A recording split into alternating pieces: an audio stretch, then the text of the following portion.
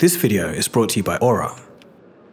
Hi, welcome to another episode of ColdFusion. Imagine this, a group of students have taken to the streets. They're angry about the reintroduction of a controversial policy that affects public sector jobs. The protests have been mostly peaceful, but over the span of a few weeks, chaos unfolds and violence erupts. Many are killed and hundreds injured. The government gets involved. Police roam the streets, cracking down on protesters. Concerned, you're seeing all of this unfold. Things are really getting out of hand now, so you go online to keep tabs on what's going on. Are your friends and family safe? And what are other people saying on social media? Then all of a sudden, every website that you visit stops loading. Every text that you send keeps bouncing back. A slow realization dawns on you. The internet has gone dark. And to your horror, it was the government who had shut it down. This sounds like an episode of a new season of Black Mirror, but in reality, this was indeed the story of citizens in Dhaka, Bangladesh, on July 18th, 2024. Along with a curfew, the sudden removal of the internet didn't last for a few hours or even a day. There was no internet for an agonizing 5 days for the entire country. Think about this for a second. How do you do your banking, communication, and commerce as a whole? We observed the network in Bangladesh started going down, and we found statements from the government that they intentionally shut it down. People weren't able to communicate for 5 days. They had a change of prime minister, and the prime minister resigned, left the country. The internet shut down again for a couple of hours around that departure. So you can imagine that that was also government mandated. It's insane, but Bangladesh isn't alone in this. According to Akkas now, 2023 was the worst full year of internet shutdowns, at a record 283 incidents. So I know what you're thinking. Some of you might look at this map and think, this only applies to faraway countries with tyrannical governments. But the fact of the matter is that the mechanisms to achieve this do exist in Western countries. The UK and Australian governments have an internet kill switch in place, but we'll get to this later in the episode. This is a topic that I haven't seen much discussion about. But really, for something as important as the internet, a tool that allows us to express ourselves, connect with others, and do commerce, it's a topic worth looking into. So in this episode, we'll look into government internet shutdowns, a topic overlooked but underrated. I also sat down with internet analysis expert John Heidemann to get his thoughts on all of this. Okay, so let's get into it while we still have an internet connection. You are watching ColdFusion TV. Before we continue, I just want to give a quick shout out to today's sponsor, Aura. We've all received those annoying spam calls and text messages. The reason that this happens is all of our online information is out there for spammers to use. Recently, AT&T revealed that nearly all of their customers' calls and texts had been exposed in a massive data breach. And this comes hot off the heels of them admitting that 70 million of their users' social security numbers have ended up on the dark web. The stolen logs also contain a record of every number AT&T customers called or texted, so even if you don't use AT&T, your number still may be exposed. So how do you protect yourself? Well, one of the best ways is today's sponsor, Aura. Aura alerts you if they find your phone number or any other sensitive information has been compromised. They also give fast fraud alerts if anyone tries to use that data to access your credit or bank accounts. But Aura does so much more than keep you and your family safe. They also have transaction monitoring, a VPN, antivirus, a password manager, parental controls, and identity theft insurance. You get this all in one app at one affordable price. And now, there's even an AI-powered call assistant, so it can pick up unknown calls and filter out the spams for you. And it can also forward legitimate calls to you, so you don't miss out on appointments, deliveries, and emergencies. Aura also identifies data brokers that are exposing your information and automatically submits opt-out requests on your behalf. So, let Aura do all the hard work of keeping yourself safe online. If you sign up right now, Aura will give you a 2-week free trial with my link. Go to aura.com/coldfusion to get started on your free trial. You can click the link in the description or scan the QR code. Okay, thank you. Now back to the episode. It seems so unbelievable that the internet could be completely shut down, but the world's second largest economy did that in one of its regions for almost an entire year. We all know about China's Great Firewall. It's an advanced system for filtering the internet for population control. China runs the world's most complicated censorship machine. the government actually requires Chinese internet companies to employ armies of human censors to police user-generated content on their platforms. But the Chinese government also has control over internet service providers. This allows them to enforce national or regional shutdowns as needed. In 2009, the internet was cut off for 312 days in the Xinjiang region in response to riots. Meanwhile, in 2019, Russia passed the, quote, sovereign internet law that gives the government the power to isolate its internet from the rest of the world. Telecommunications companies are large corporations, and there's usually only a few of them. It's very easy for the government to reach out to the heads of those corporations and say, we think it's in the interest of the nation to make a change. The internet has something called routing, which is how we decide where to send traffic, and routing is managed by telecommunications companies. Other countries sometimes have very sophisticated means of intercepting some communications, but not all. But where does the USA stand in all of this? The Obama administration tried to pass an internet kill switch bill called the, quote, Protecting Cyberspace as a National Asset Act of 2010. It was introduced to the Senate, but was heavily criticized and never passed.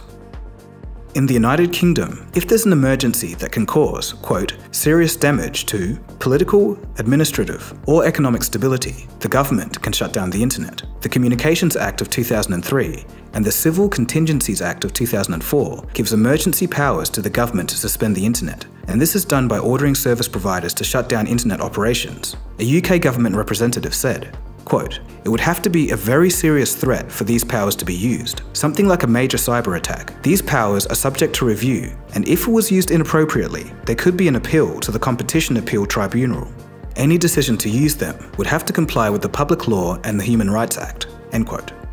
And the passing of this act hasn't been without its detractors and critics. But as usual with government power, there is the risk of abuse, and some governments flat out just abuse this power. After Libya's devastating flood disaster in 2023, Derna, one of the cities hit hardest by the floods, experienced a significant communication blackout and complete internet shutdown. Initially, some people thought it was because of the natural disaster, but the real reason was to stop online criticism and potential riots against how badly the government was handling the crisis. And this was at a time when 11,300 were reported dead and 40,000 displaced. The government obviously didn't have their priorities right, and if this isn't an absurd abuse of power, I don't know what is. A lot of countries have proposed we should have a kill switch. The United States, the UK, Australia have all proposed kill switches, and I was just looking before joining you. What I saw was a news report saying Australia actually has a kill switch. In Australia, an internet shutdown mechanism exists under Section 581 of Australia's Telecommunications Act of 1997. It grants the Australian government significant authority over telecommunications networks, including the power to stop internet access in the interest of national security. In 2003, in the wake of the War on Terror, the Act was amended so that the Attorney General, who was the Chief Law Officer of the Commonwealth of Australia, could direct a telecommunications carrier to kill the internet, quote, either generally or to a particular person or particular persons, end quote. Before executing the Act, he must ask the Prime Minister and Minister for Communications approval first. The amendment was rushed through, giving only 4 working days for anyone to raise concerns. Concerns were indeed raised, so the language was changed. The law now couldn't be used to turn off the internet for an individual or organisation, only the internet as a whole. So that's comforting, I guess. In 2024, Malaysian Minister Azalina Othman Said recently announced the government's plans to implement an internet kill switch. The minister issued a statement that the, quote, new legislation that includes the provisions regarding the procedure and enforcement of a kill switch, end quote, is for the purpose of analysing digital security. That's probably as thinly veiled as it gets. The legislation will reach the Malaysian Parliament in October. As mentioned earlier, around 39 countries around the world have in one way or another completely shut down access to the internet. We as citizens of nations need protection, if only in the interests of being prudent.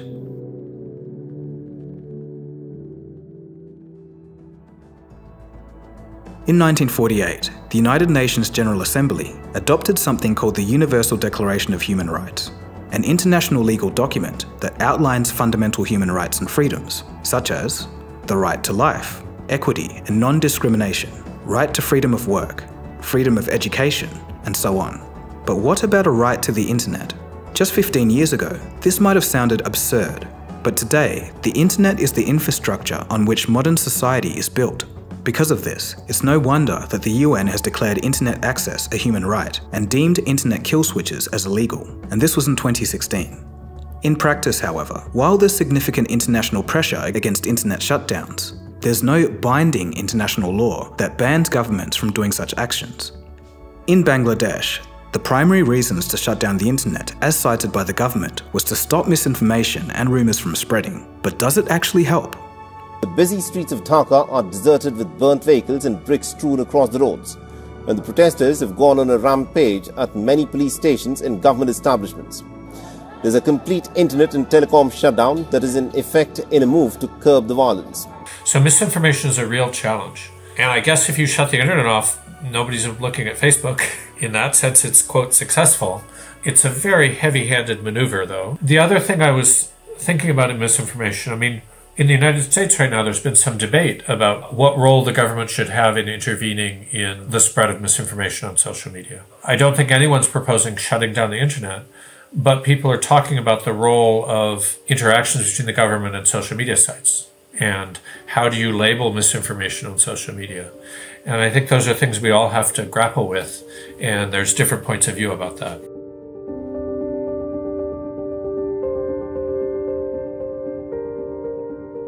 Shutting down the internet to curtail protests like in Bangladesh, Egypt in 2011 during the Arab Spring, and for election periods in Venezuela, like in 2019, are the more common excuses to kill the internet. But there's a very strange reason why some countries might end up doing it. In 2024, from May 26th through to June 13th, the internet in Syria went dark. The reason? High school exams. This is actually a common tactic used in many countries, including Syria, Iraq, Algeria, and many others. The purpose is to stop students cheating in exams by using online methods. If this method really is that effective remains to be seen, but it hasn't stopped 12 shutdowns recorded in 2023 alone. But the question is, what does everyone else in the country do at that time? I guess they just sit around and twiddle their thumbs. But it does bring up an interesting point though. What is the cost of an internet shutdown?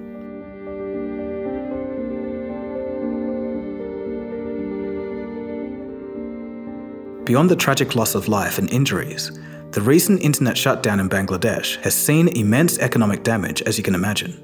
According to NetBlock and their cost of shutdown tool, the total financial impact to Bangladesh has been around $393 million for 5 days of internet shutdown. For the United States, daily e-commerce trade is valued at $2 billion, and the daily digital economy is about $5.5 billion. So a complete internet shutdown for 1 day in the United States could amount to losses in the range north of $7 billion at a bare minimum, just for 1 day.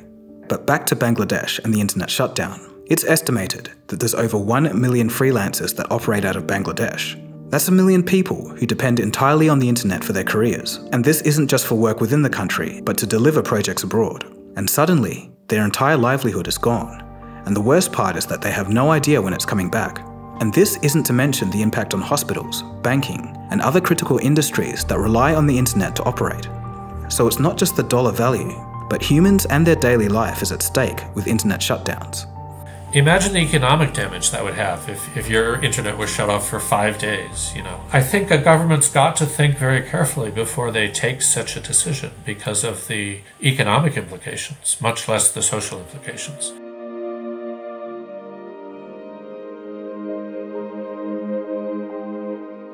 According to the Internet Society, quote, so far in 2024, 4 governments have ordered an internet shutdown or suspended internet services during or following elections. In time, this number could grow, and it's a tempting solution for authoritarian governments. But not only that, as discussed, the mechanisms for an internet shutdown do exist in Western countries and other countries you may not expect. So what happens in the future? If governments can readily order shutdowns of the internet, what does it mean for us? And is there anything that we can do? Well, one solution is satellite internet. Things like Starlink and HughesNet. It's a pretty straightforward solution, but mass-scale adoption of such constellations require government participation and a lot of regulation. I think the role of Starlink to help during internet disruptions is very important, or other kinds of wireless communications. Also critical is the ability to quickly roll out and do repairs. A few years ago, a hurricane ran across the island of Puerto Rico, and they had major infrastructure damage for many months. And so the ability to quickly recover is critical to the people whose lives depend on it, who need to communicate for media or for work or for all the things we care about for the internet. There is a more libertarian solution though. You see, during the internet shutdowns of Hong Kong and Iran, protesters use something called a decentralized mesh network, and this allows devices like smartphones, computers, or routers to connect directly through each other instead of a central ISP. But perhaps the best shot we have for future-proofing internet access is to make internet access a fundamental human right. It might sound like a funny concept still now, but in 50 years' time, we may be glad that we have it, whether that's through legislation or judicial oversight. Yes, we all hate political flame wars, misinformation, arguing, confusion, fake generative AI content, but even in times of unrest, there has to be a better way to combat this without shutting down the entire internet. So I'm going to pass the question off to you guys. What do you think about government shutting down the internet? And how do we move forward in society where the internet is not only available to everyone, but we all have a right to use it, free from the pressure of external powers? I'd love to hear your thoughts down below. So also, just some housekeeping. I've partnered with ABC Australia again to make a mini-series on online scams. The first episode goes through the types of wild scams that are out there now, and the second episode is all about how to protect yourself. I'll leave a link to it in the description below. Anyway, that's about it from me. So that's what's going on with government and shutting down the internet. Okay, so my name is Dagogo, and you've been watching ColdFusion, and I'll see you again soon for the next episode. Cheers guys. Have a good one.